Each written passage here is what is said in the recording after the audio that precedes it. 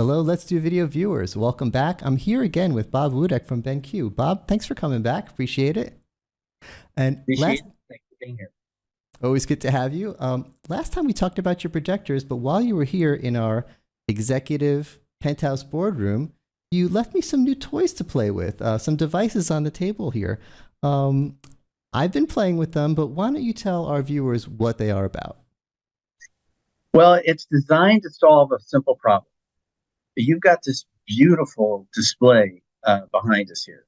It's got touch. It's looks like it's a BenQ board here. So, and a lot of companies are using interactive displays and touch technology and big LCD screens to communicate and collaborate, right? So the problem is, how do you get the laptop that's on the desk and engage with the display so somebody can come up and touch the display, talk to the display, and then also, what if you want to do a Zoom meeting or a Teams meeting? How do you do all that type of stuff? And a lot of times you just don't. You just end up with a simple cable or something like that. So we're going to talk about a new way you can connect to your displays that doesn't involve, let's just call it, traditional connection techniques. Oh, good, because we could use some improvement here because, I spent a lot of money on this space. I have a lot of people sitting in these chairs, and yeah, they turn around their laptops and they show me stuff. I'm like, I want to get it on the screen behind us. So the traditional way is, hey, hire Joe. Joe will run cables through your ceiling. He'll cut holes in your concrete. He'll fire expensive cables through your walls, and he'll charge you some money for that. Maybe not a small amount, and of course, there's dust, dirt everywhere, and it's messy. And oh, by the way, your 4K display behind you, the maximum you can run a 4K signal is only 10 feet. And your big table is more than 10 feet long. So I learned that recently. Those cables have a length limit, otherwise you start losing the signal. Yes. I And didn't know we that so won't recently. touch yet because that's another problem, right? And then at the end, what are you going to use? HDMI, USB-C, DisplayPort? What? So you have to buy the dongle wire. And your table's a little too neat for the dongle wire. And they're Oh, kind of expensive as well. nothing against Joe. I love Joe, but Joe's not getting anywhere near this boardroom. I don't want any dust in here. We spent so much time getting it right. No, this has to be a nice, clean solution. And I've played with dongles like that before, and whichever cord I got, that's the one that doesn't go into my laptop. So I'm sorry, but I'm just not happy with the solution. Is there Okay. anything else we can Well, try? yeah, you can try the other conventional solution, which is like, okay, let's get an app. David, here's what you do. Install an app on your notebook and then have everybody connect on your network and use your bandwidth and your switches and your infrastructure to connect to the display. Isn't that clean and simple? I Well, have competitors here sometimes, and you, I'm not letting them on my network. you mean you don't want strangers on your network No. and don't want strange apps on your notebook from companies you may have never heard about before? I was thinking of my point of view, but if I was one of my guests, I don't think they're going to load an app just to sit in my meeting room with me. Well, especially if they read threat post, because a couple of years ago, not just one or two, 8 of these wireless presentation system types that use apps, that use your bandwidth, had huge flaws that enabled maybe an IT savvy competitor to say, hey, let's get into David's network. And of course, that's how Target got breached, if you remember that. So That's everybody's right. kind of a little wary of this. But all of these, while they don't come with a physical connection, they all do come with one thing almost entirely, and that's some sort of subscription that you have to pay every year, or otherwise you can't use it. So it's a unique business model. So we thought we would come up with a different way. Now, before I tell you how we did it, Toyota helped us come up with the right thing, because when you look at what Toyota and the way they look at problems, they look at things differently, because not only do they have pretty boardrooms like yours, they're also very, very sensitive on how much time it takes to do something. So they helped us discover this, the Harvard Meeting Room Calculator. So if you put 8 people on your boardroom and you happen to waste 15 minutes of time either loading the app or trying to connect to the network or doing something that somebody's scratching their head and go, well, do I really want to get on the network, or is this app okay, or I have to call my IT department to get approval to put the app on. You just wasted $200 on an average typical meeting room. Oh, and I think about how often that happens. I mean, you get the execs in the meeting room and they say, wait, hold on, bring in the IT person to get the thing working on the screen and the laptops and the cords and everything else. And those execs are sitting there basically just burning money. Yes. So Toyota would count that as how many tires did we just lose? We could have bought 3 or 4 tires for that $200, right? So very good, right? So they said, we want something that's absolutely fast, absolutely reliable, and works every time on any device, and they can't have to get on their network. So we invented this. So it's the opposite of the app. It's the InstaShow button. And so we basically put all of the hardware and software and intelligence needed right in that little triangle or diamond-shaped button. You simply plug it into your device, and it creates a wireless connection to your display. And it's all hidden. The receiver is hidden behind the display. That's what you see with the little antenna sticking up in front of you. That goes behind the display. The little button sticks outside of the display, and it has the ability to work independently of your network. So your guests aren't installing an app, and your competitors, your evil competitors, aren't getting on your network where they can put little codes and all kinds of things in here. And it's all secure. So if you're talking about a sensitive legal case, if you're talking about other things that you don't want people outside the room to see, it's very secure. But the best part, and what Toyota likes about it, is once you plug it in, it takes about just 6 seconds for all of the stuff to connect and wire up and talk to it. And then in 6 seconds, you're presenting, not 15 minutes. So they save a lot of tires that way. If you're measuring in tires, I like that, by the way. You sent me some graphics here. I'm just going to pop them up. I couldn't figure out how to make them organically in the desk, but USB. Now we're talking about all those different things, and if your laptop doesn't have USB, you're the problem. I always say that. I mean, give me USB, it's going to work, and you just plug it in, and no downloading software, no installing anything, no connecting to the network. Just now this talks to this device, which is connected to this monitor. Correct. And it's just a mirror of what I'm seeing on my laptop screen. Exactly. It takes the data from your display and tells your notebook what you're talking to. There's another hiding behind it. Another, not just a bigger version of it. Just 2 buttons. It's also a speaker, a microphone. Yep. So a mute and a big blue share button. So now let me back up a little bit. Someone's sitting at one of these other chairs. They just grab one of these, plug it into their laptop, and they're good to go. Exactly. It's simple. And you can have more than one person on the screen at the same time. So if you want to have 4 people on the screen at the same time, you could go buy an expensive box from Crestron or AMX or Extron and do more of Joe's special wiring thing up and program it and everything like that. Or you could just attach another button to a notebook, push that button, and then the screen splits and splits and splits. That's not trivial. Yeah, because I mean, we used to that's hard enough that the answer is just don't do that. You know, usually people say we want to share multiple on the screen, and I say just take turns because it's so complicated. But people are saying no, come on, we have a I mean, some boardrooms even have bigger screens than this. We have a massive screen. We're working on things. I want, Susie's spreadsheet on the left, and I want David's graphics on the right. We need it up there, and not having a big complicated solution. You have the charger in front of you. Just pull one of them out of the chargers. By the way, I love the fact that these are, chargeable. I don't have any wires on my table. It's a very nice table. I don't have the wires here. And no wire. Get the multiples on the screen. Final word too, so it's actually pretty. And since your display is a touch display, when you want to make a point and circle something, okay, you can literally walk up to the screen and they can be at the very end of your table, and it'll go back onto the laptop that you're writing on. So it's 2 ways. That it's not just the laptop sending. Laptop's also getting controls. Yes. Oh, I didn't know that. That's pretty cool. Yeah, USB also has signal limitations. So you basically eliminate all these accelerators for pretty much any size media. Let me show the back of the device just for our IT folks here really quick. I'm sorry I'm cutting off your head, but I just want to show them how they, this is the device that's in front of me, which then connects to, you see all the connections you need to get it connected to your monitor.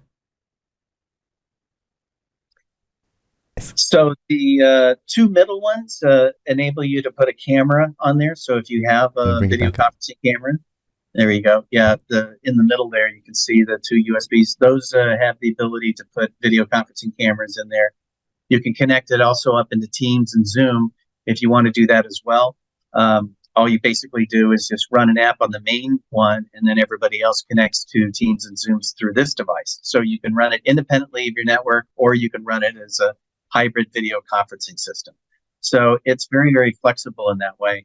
And the buttons also have, you can put on an HDMI connector. So let's just say you have a TV box, or let's just say you have a Sony digital camera that you want to take the raw footage off. You can simply plug that HDMI into the Sony camera and put it on there. So it eliminates the need for an AV rack for all those traditional Blu-ray players and everything like that, because it does copy protection content as well. So any content, almost any device, you can put up on your screen without having a wire. And that solves a problem from my world, the UC world. A lot of meeting rooms like mine, we have an expensive Zoom room system. We have expensive Microsoft Teams system. Sometimes we have both because the world is complicated sometimes. And one of my coworkers or a guest is like, oh, I have the meeting up on my laptop. It's like, no, turn it off on your laptop. We're going to do it the right way on the Zoom. You know what? Can we just connect the laptop? But I don't want to use that laptop camera. Laptop web, come on. Let's face it. Okay, there's a few amazing laptops out there, but for the most part, laptop webcams just don't cut it. And I got a really nice camera back here behind the monitor. I want to use my nice camera. Now, wireless and cameras, that's hard to do. If I'm on my laptop and the camera's connected to this device here, you're telling me that's going to work and be a good experience? Going to work, and it's going to be a good experience. Because the old world of video was get a solid bandwidth connection. Video takes so much bandwidth, it's so hard. A little bit of packet loss disturbs it. Don't go wireless. Whatever you do, no Wi-Fi. So if you got this working solidly, wirelessly, that really extends the flexibility of this meeting room. There's a lot more we can do here now. Yeah, and of course, presuming you have a decent internet and network, I wouldn't try it on a original 3Com 100 megabit switch, but most any normal switch would work today. So it's a pretty reliable system. That's a power feature. I mean, just getting my Excel up, just getting my PowerPoints up on the screen, I'm sold. But now I'm using this for video conferencing. That's a big deal. Yeah, and it also is so there's a split screen in there. Now, we met with Rice University when we did the early versions of this. And if you want to talk to somebody that's paranoid, Rice University and lawyers are two people that are very paranoid. And so they're like, people are going to steal our stuff. I know they're going to steal our stuff. And that's catastrophic for us because NASA stores all the stuff, their servers, they host a lot of NASA stuff on their servers at Rice, right? So, so what we did on this product, and Toyota's probably a little paranoid as well, is we actually got this certified. And so, you saw that there were 8 wireless presentation systems that could break your network, right? Well, we said, people are going to know we don't have ours. So I think I have a picture of the certification, but basically there's a test. That's the touch screen to show we can touch your display. And then I think the next picture is, there we are. We have Ken Buckler, who's the Washington, D.C. hacker guy. So he's like, yeah, you got to get this certified.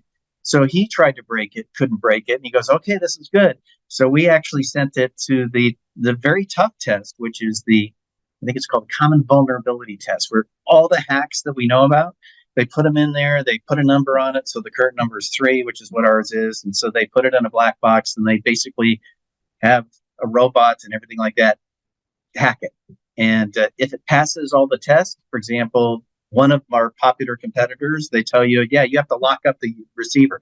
Don't let anybody touch the receiver because then they might be able to watch the presentation in the next room or something like that. I don't know.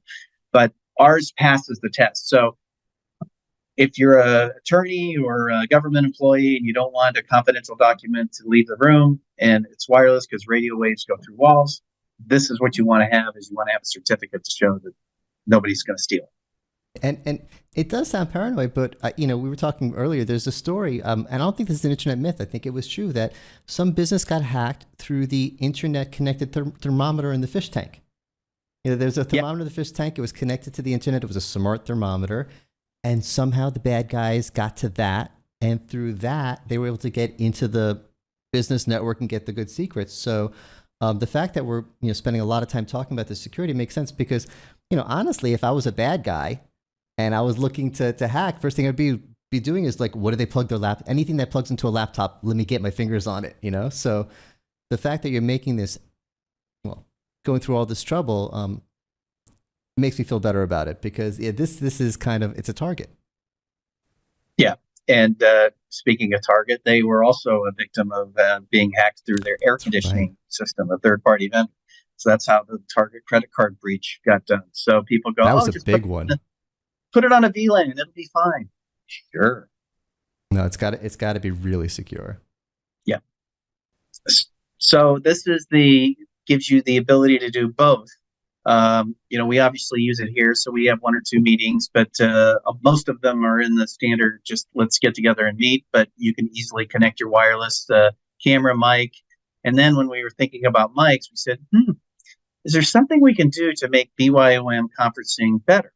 Because, do you want to run 6 different microphones to your table? You've got a really nice table. You don't want to drill holes in it, do you? We're not drilling holes in this table. Okay. And also, you know what? I don't like those when they dangle the from the ceiling. I know they work. The dangle from the ceiling, they work good, but I don't like the look of them. It's just not my personal taste for this room. No movie studio effect, right? No. But I need a microphone basically in front of each seat. We're doing a lot of conferencing here. So, in the InstaShow button on this VS20, if you go to the next slide, you'll see a little tiny button in there. That's right towards the front. There it is. And that tiny button, actually, there it is a microphone. So the software inside the receiver does some fancy tricks. And basically it says, okay, I've got 2, 3, or 4 different microphones. I'm going to take that microphone and take the main microphone from the camera, and we're going to blend them all together so that we have good audio coverage. So the InstaShow button, not only does it do video, it'll also help you with better audio on your video conferencing. So it's a nice little feature add that basically eliminates not so much a difficult technical problem, but it keeps you from drilling a hole in your table or having your dangling microphones that you can't stand because you want people to look at your chandelier. So now that I have them all spread out on my table, are they just working? Do I need to, everyone has to plug it into a laptop to turn each one on, or how do I? Yep, they just plug it into the notebook. Once they plug it into the notebook, the USB powers up the radio that's in there, and then that's what sends the HDMI signal to the screen. So in reality, it's pretty simple. What I just described engineering-wise, it's complex, and I don't understand exactly how it works, but it works in 6 seconds. No, that's how we want it on this show. Let the engineers worry about the complicated stuff. I used to worry about protocols and speeds and feeds. I don't like doing that anymore. I like the user perspective. It works. I'm sitting far away. No one can hear me. I grab one of these. I plug it into my laptop to power it, and now people can hear me. I think that's what our viewers want to learn about here. Yeah, and when they're not being used, we have a little button holder that comes with it. It holds 2 buttons, and the design awards, we always compete for industrial designs of what's the best toaster, what's the best iron, and maybe what's, like we talked about last time, the best vacuum cleaner. So this won the design award in the commercial office space as nice. A beautiful button holder. So it's heavy, it doesn't look cheap. So it fits right in with your decor pad on your conference room table or Toyota conference room table or any other company that uses InstaShow. You don't have to be embarrassed or try to hide it. You can just stick it right in the middle, and when you come in, you grab it, plug it in seconds, you're presenting. And that's a real thing. I mean, I joke around. I just love any excuse to zoom out. But these rooms are not just meant to be functional. I mean, there's a reason they look nice. They're showpieces. When you have someone in your boardroom, especially if you're like Toyota or Target or something like that, you're not just saying, "Oh yeah, we can, we have a camera, we can do a meeting." You're showing your success. Everything has to look cool. And yeah, even the little recharger stand that you put the buttons in, it has to be something that you want to actually show off. So the fact that you've actually won stuff for it is pretty cool. It has to look good. It's in my room. Exactly. So we're excited about that. It's more expensive than the ones you buy on Amazon for $100. It's $19.99. It comes with 2 buttons. It comes with a button holder. You can get up to 32 different buttons. But if you're looking for a way to not hire Joe to tear up your conference room, and you're looking for a way to not string lots of USB cables if you have an interactive display, you actually want to do this stuff called collaboration. It's really an inexpensive way to do this. And let's see, we forgot another thing. No subscription. Ah, We don't that's charge nice. you for updates or anything like that. It's just you own it. It's just like every other BenQ product. We don't charge you a subscription. So our business model isn't intended on you giving us money for the next 5 years. Otherwise, we won't support you. It seems You like buy it. everything is a subscription these days. I can't buy anything anymore. Exactly. Yeah, we're on the old Windows model where you bought the CD. So we just buy it. It works, and we're done. And I'm assuming for the options for if I want more than 2 in this room. Yeah. Engineering software company has Scrum, where they have 10 guys stand around the table and give their 1-minute presentation and update, right? So each of them has an InstaShow button, and it has taken a lot of time, especially compared to Post-it notes, which is how they did it in the past. They could just put their stuff up on the screen, push a button on, push a button off. They need to collaborate with Joe. They split the screen. It really changes the way you think about how you collaborate in a nice, natural way, instead of forcing you to behave in an unnatural way that you haven't thought of before. Yeah, and it's all about. I mean, it's always all been all about collaboration, but more than ever, we're not going to the office to do individual work. We'll stay home and do that. If we're going into these meeting rooms, we want to collaborate. We need to share our stuff. So, if anyone has any questions, you can go to benq.com. Yep, benq.com. All right, we'll put the links in the description. Thanks again for being here, and thanks everyone for watching. Thank you.